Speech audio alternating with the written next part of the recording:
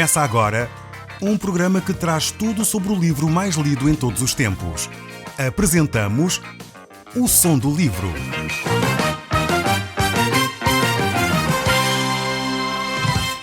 Seja muito bem-vindo. Neste podcast vai encontrar o livro mais conhecido e lido em todo o mundo.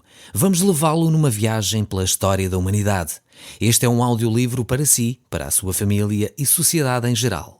Contextualização e comentários de Paulo Chaveiro.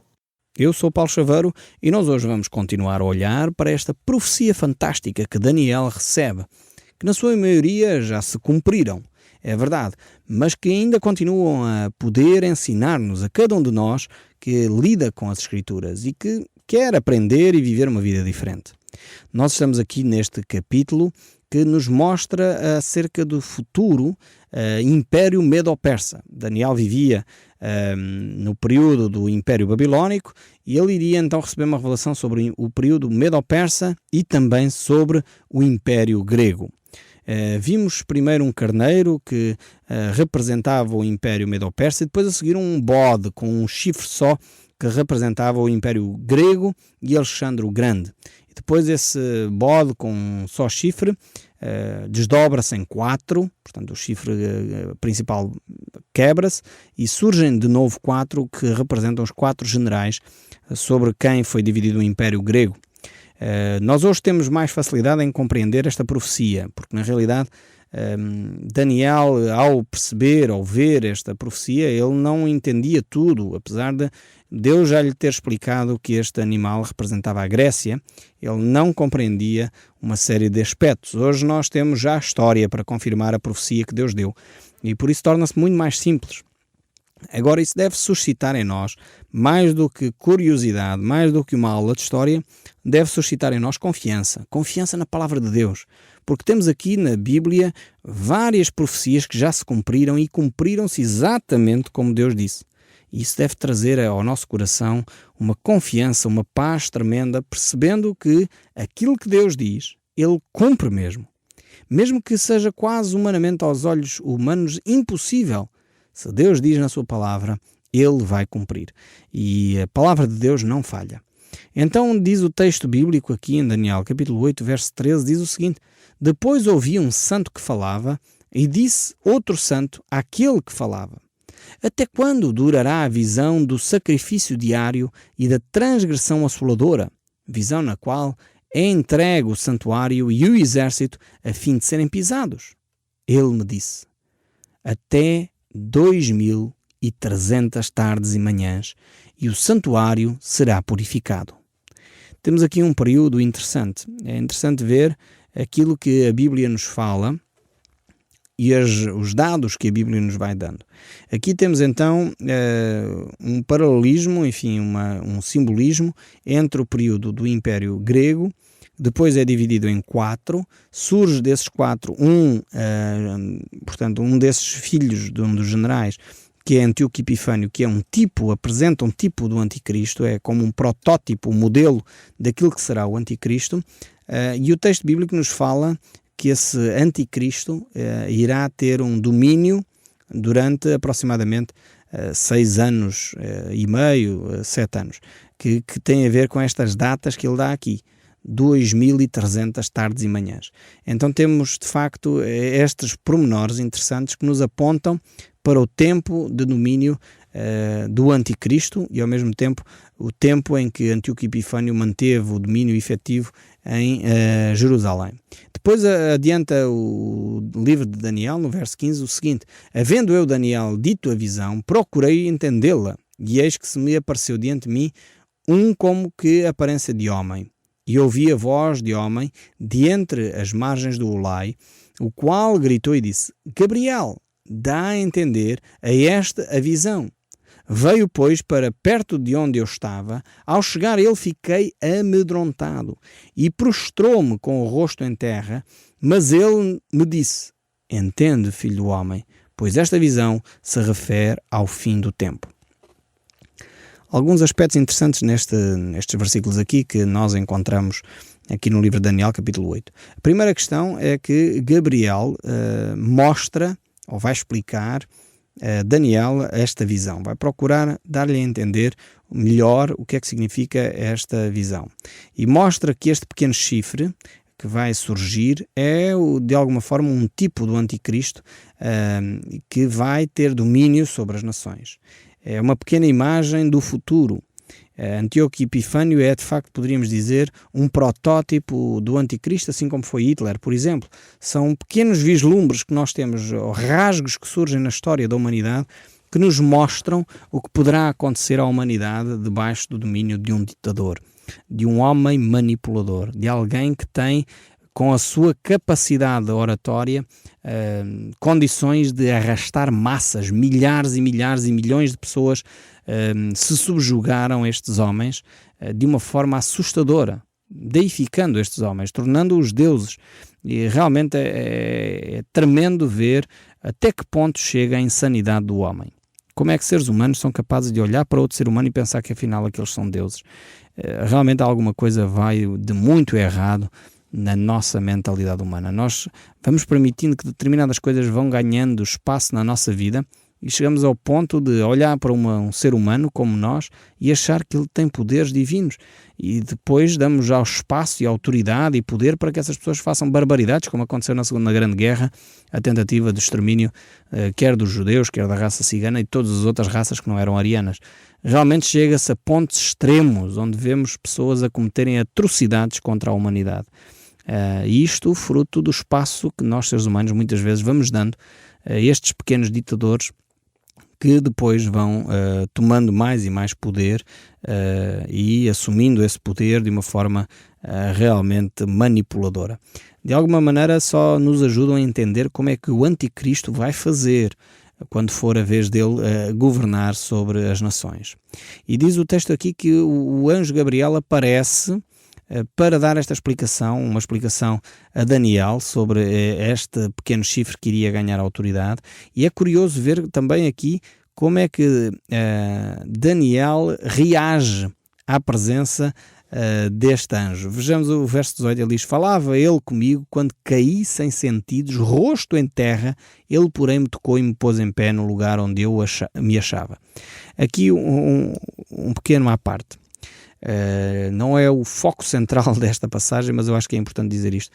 Muitas vezes há pessoas que dizem: eu tive uma visão de um anjo que me revelou isto e aquilo e aquilo outro, e começam a descrever um sonho, ou começam a descrever uma visão de um anjo, ou a presença, estão a ver um anjo não sei onde, ali no canto da igreja, coisas deste género, e têm uma atitude normalíssima com esta situação. Quando a gente olha para os textos bíblicos, os homens de Deus que tiveram um encontro com um anjo que apareceu efetivamente, todos eles caíram de rosto em terra. Todos eles ficaram quase como que desmaiados. Olhamos para Daniel, é um facto. João é outro. Portanto, não há diferença nenhuma entre a velha e a nova aliança neste aspecto.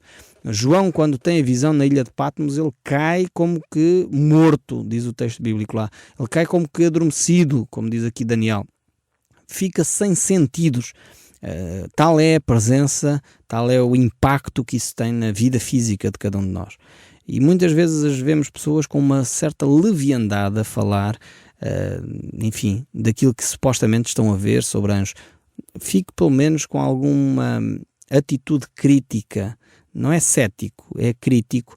Quando alguém vem falar que teve uma visão de um anjo, que recebeu uma revelação de Deus, sobrenatural, assim assado, perceba o que é que essa pessoa está de facto a dizer. E veja quais são os aspectos que rodeiam essa apresentação, essa visão, e se conformam ou não com as Escrituras. A gente olha para aqui e vê que o Daniel, diante do anjo Gabriel, ele cai como morto, cai sem sentidos diante deste anjo, e é necessário um toque especial deste homem, deste anjo, para que Daniel possa se levantar e recuperar as forças. E encontramos este cenário constantemente. Quando os anjos surgem aos pastores lá em Belém, é curioso que eles ficam cheios de medo, diz o texto bíblico, ficam aterrados, e é necessário os anjos dizer: paz seja convosco, tenham calma, no fundo, por outra expressão, tenham calma, fiquem tranquilos da vida, nós não vamos fazer mal a ninguém. Então é só para pôr aqui um ponto de ordem, porque muitas vezes há pessoas que dizem que receberam visões, apareceu aqui e ali, talvez um anjo, um apóstolo, mãe de Jesus surgiu aqui ou acolá. Tomem atenção aos aspectos. Como é que a pessoa reagiu a essa aparição? Quando é um anjo de Deus, efetivamente, há uma reação até física, a pessoa não suporta fisicamente a presença celestial no seu meio. É por isso que Deus diz que ninguém pode ver a Deus e ficar vivo, porque nós não suportaríamos a santidade e o caráter de Deus. Então, toma atenção, tenha uma mente crítica, analítica daquilo que lhe relatam, não beba tudo como se fosse de facto a verdade, sem questionar aquilo que lhe estão a tentar transmitir. Não é que as pessoas sejam mentirosas, não é isso que eu estou a dizer, mas toma atenção, veja se os relatos das pessoas que supostamente têm essas visões, esses encontros com seres celestiais, se conformam ou não com o ensino das Escrituras. E isso certamente vai ajudar a que, pelo menos, não haja tanta farsa, tanta situação em que as pessoas são enganadas, e é triste quando isso acontece. Voltando aqui ao texto bíblico, vemos que o anjo então chama Daniel para lhe apresentar aquilo que Deus tem para lhe dizer, e disse. Vamos ver aqui no verso 19, ele diz, e disse: eis que te farei saber o que há de acontecer no último tempo da ira, porque esta visão se refere ao tempo determinado do fim. Gabriel então vai mostrar que esta visão aqui não se limita simplesmente ao Império Babilónico, ao Império Medo-Persa, aos impérios que se estavam a suceder uns aos outros naquele tempo imediato, mas esta visão é como que um tubo de ensaio, é como que um exemplo daquilo que vai acontecer nos tempos finais. No determinado tempo do fim. Então o anjo vai começar a esclarecer estes aspectos. Portanto, vai começar a esclarecê-los de imediato, os impérios que se sucedem, mas também mostrando a Daniel que as revelações e as profecias têm também alguma ligação com o futuro mais distante, que é o final dos tempos. Uma imagem que sempre me ajudou a entender as profecias bíblicas e que ainda hoje me ajuda a compreender como é que Deus fala, é como se, não sei se vocês alguma vez passeou numa cordilheira de montanhas, mesmo aqui no nosso país, indo à Serra da Estrela, às vezes estão montanhas, dependendo da zona, conseguimos ver uma montanha atrás da outra, ou noutro local qualquer, nos Alpes franceses ou nos Alpes suíços. Pode-se muitas vezes pensar que uma determinada montanha é só aquela. Portanto, vemos o cume de uma montanha e não percebemos o que está para trás dessa montanha. Se houver duas montanhas de grandeza idêntica, elas podem-se quase sobrepor e você pensa que é a mesma montanha. Eu já tive essa experiência nos Alpes suíços de poder ver as montanhas, aquela cordilheira de montanhas ali, muito linda, e de facto uma montanha se pode quase sobrepor à outra e nós não sabemos quando é que começa uma e quando é que começa a outra. E outra coisa interessante é que entre uma montanha e outra existe um vale imenso e que nós nem sabemos e nem imaginamos o que está lá entre uma montanha e outra. Então as profecias bíblicas às vezes assumem esta imagem que eu vos acabei de transmitir, em que nós olhamos para a profecia, pensamos, bem, isto é só o Império Babilónico, ou isto é só o Império Grego, ou isto é só o Império Romano. Mas na realidade é como se fossem duas montanhas sobrepostas e aquela montanha mais visível, o Império Romano, por exemplo, também é viável, também tem características do império que o Anticristo vai estabelecer no final dos tempos. Então é como se fossem duas montanhas sobrepostas, a gente só vê a primeira, não consegue vislumbrar muito bem a segunda e muito menos nós percebemos o que está entre uma e outra, que é aquele vale imenso, às vezes com aldeias, rios, serras e florestas, enfim, lá para o meio. Então estas profecias bíblicas às vezes têm este aspecto. Daniel vai-lhe ser revelado a primeira montanha, digamos assim, a primeira visão que ele tem, esta montanha mais próxima, mas ele não lhe é dado perceber todas as implicações que estão para lá dessa primeira visão, dessa primeira montanha. E por isso o anjo adverte já, cuidado, que isto que estás a receber, esta revelação, é uma revelação que tem implicações muito para além das implicações mediáticas. Refere-se ao tempo determinado do fim. Não é só ao tempo imediato agora, a esta geração, mas também ao tempo que virá após estas gerações. O texto continua, então o verso 20 prossegue a dizer, então o anjo vai dar agora esclarecimentos e diz: aquele carneiro de 2 chifres que vistes são os reis da Média e da Pérsia. Então ele esclarece logo, de uma forma clara e inequívoca, este primeiro aspecto deste animal com 2 chifres. Depois, o bode peludo é o rei da Grécia, o tal Alexandre o Grande. O chifre grande entre os seus olhos é o primeiro rei, que nós sabemos hoje com facilidade que se chama Alexandre o Grande. O que ter sido quebrado, levantando-se 4 em lugar dele, significa que 4 reinos se levantarão deste povo, mas não com a força igual à que ele tinha. E isto realmente, mais uma vez, se nós, portanto, procurarmos, até é interessante, não sei se você tem acesso à internet, e se digitar a palavra Alexandre o Grande ou Grécia, Grécia Antiga, vai descobrir relatos históricos interessantíssimos, mesmo na internet com muita facilidade encontra a história relatada destes factos que nós estamos a ver aqui na Bíblia, que foram escritos antes deles acontecerem, por isso são profecias, não é? Eu próprio, para preparar estes estudos, fui à internet fazer uma certa pesquisa sobre quem eram estes generais, quem eram, como é que aconteceu, em que ano aconteceu. Não estou a dar esses pormenores todos aqui, porque acho que seria enfadonho para algumas pessoas estar a dar todos estes pormenores, que foi no ano tal que Alexandre foi morto e morreu, e que depois veio quem o substituiu, tentaram unificar na mesma o Império Grego, mas depois foram os generais tal, eu já citei aqui num programa quem eram estes generais, mas não vou fazer isso exaustivamente cada vez que falo do Império Grego, porque senão acho que as pessoas iriam se cansar ainda mais. Mas desafio a fazer essa pesquisa para ver como a profecia bíblica é exata. Uma exatidão tremenda esta aqui, a explicação que o anjo Gabriel dá a Daniel. O verso 23 ainda diz: mas no fim do seu reinado, quando os prevaricadores acabarem, levantar-se-á um rei de feroz catadura e especialista em intrigas. E aqui, mais uma vez, o anjo Gabriel está a falar deste protótipo do anticristo, eu chamo assim, protótipo do anticristo, que é Antíoco Epifânio. Realmente, Antíoco Epifânio foi alguém que usou o poder das trevas, quase diríamos que fez uma aliança com Satanás, em termos de intrigas, em termos de mentiras, e a Bíblia mostra claramente que o pai da mentira é Satanás. Portanto, quando nós usamos a mentira, estamos a usar o poder de Satanás. Jesus, diz a Bíblia, é a verdade. Quando nós falamos a verdade, usamos o poder de Deus. Estamos na luz, caminhamos com Cristo. Quando nós usamos a mentira, estamos no poder das trevas. Realmente usamos Satanás. Alguém disse um dia que uma mentira é fazer uma oração a Satanás. E achei interessante, e é por isso que eu estou a citar. É como se nós disséssemos: Satanás, vem dar-me aqui uma ajudinha e por isso eu vou dar aqui uma mentirinha para tentar safar esta situação. Torna-se ainda mais grave quando são cristãos. Quando são pessoas filhas de Deus que utilizam a mentira para se tentarem libertar de uma situação complicada no emprego, para tentar safar uma situação, para tentar isto e aquilo. Quando um cristão utiliza a mentira, está a dobrar os seus joelhos diante de Satanás e a pedir auxílio a Satanás para vir ajudá-lo a ele em vez de ser Cristo. Porque a Bíblia diz que Jesus Cristo é a verdade. Jesus Cristo caminha na luz. Deus é luz, diz o Evangelho. Aliás, a primeira carta de João, o Evangelho também fala disso.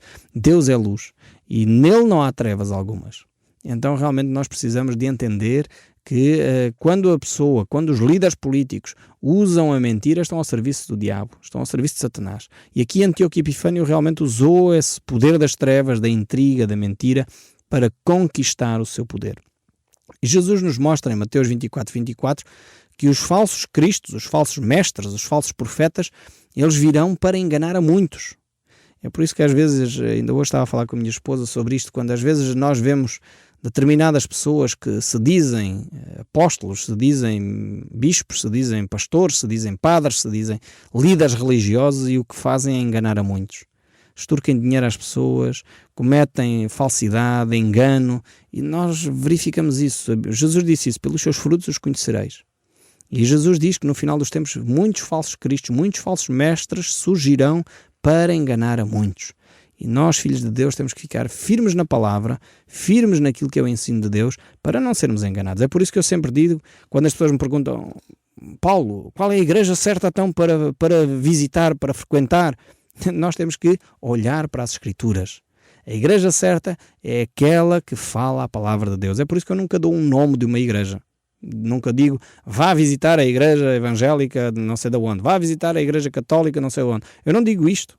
Não digo isto porque pode haver uma igreja que tenha até o título interessante, o título certo, mas que não ensina a Bíblia. Então nós temos que ir lá e verificar se é mesmo aquela que ensina a Bíblia. Por isso é que eu digo: visite a comunidade mais perto da sua casa e tenha atenção, tenha uma mente crítica. Verifique se aquilo que está a ser ensinado é de acordo com as Escrituras. E se é de acordo com as Escrituras, então é uma igreja correta, uma igreja onde você pode ficar, uma igreja onde você deve estabelecer. Mas não entre logo a pensar que está no sítio certo só porque à frente está escrito igreja cristã. Toma atenção, Jesus Cristo nos alertou para esse facto e nós temos que estar atentos também. Não quer dizer que temos que estar sempre desconfiados das pessoas, não é isto. É estar atentos. Ter uma mente crítica não é necessariamente desconfiar. Uma mente crítica é poder analisar, estar consciente das coisas, avaliar pelos textos bíblicos e verificar se conforma com o ensino bíblico. Aliás, a Bíblia diz isso acerca dos cristãos em Bereia. Eles eram mais nobres porque confirmavam nas Escrituras se aquilo que estava a ser dito pelos pregadores, até pelos apóstolos, era ou não em conformidade com a Bíblia. Isto nos ensina o livro dos Atos quanto àqueles que eram cristãos em Bereia. Então vale a pena nós confirmarmos e verificarmos se aquilo que está a ser ensinado é ou não em conformidade com a Bíblia. Mas o texto bíblico prossegue aqui, e o verso 24 do capítulo 8 aqui do livro de Daniel diz ainda: grande é o seu poder, mas não por sua própria força. Vemos aqui que este anticristo, Antíoco Epifânio, que era o protótipo de anticristo, fez uma aliança com as forças das trevas. Causará estupenda destruição, prosperará e fará o que lhe aprouver. Destruirá os poderosos e o povo santo.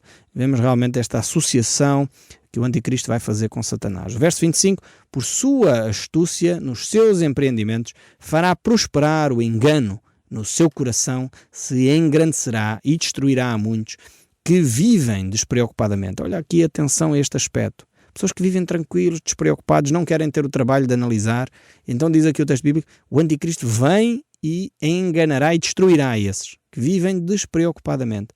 Levantar-se-ão contra o príncipe dos príncipes, mas será quebrado sem esforço de mãos humanas. O anticristo não terá hipótese em relação a Jesus Cristo. Ele vai tentar manipular, enganar e enganará a muitos. E fará muito dano àqueles que forem fiéis a Jesus, mas quando Jesus Cristo disser chega, vou estabelecer o meu reino, ele o estabelecerá. Então há 3 ou 4 características para nós identificarmos o anticristo. A primeira é que ele, de alguma forma, vai provocar um problema financeiro, para que as pessoas possam depender dele, para que ele se apresente como o salvador do mundo. É por isso que, na realidade, a Bíblia diz que neste período de tempo ninguém pode comprar ou vender sem o sinal da besta. Portanto, ele vai ter o controle económico através da astúcia. E hoje em dia vê-se, de facto, situações interessantes sobre o controle económico na Europa, no mundo. Cada vez vivemos num mundo mais globalizado. Depois vemos ainda que o anticristo vai se autoelogiar, autopromover. E ele também vai produzir uma falsa paz no mundo. E essa falsa paz servirá de mote para continuar a promover as guerras no seu meio. O Som do Livro, uma produção da Rádio Transmundial de Portugal.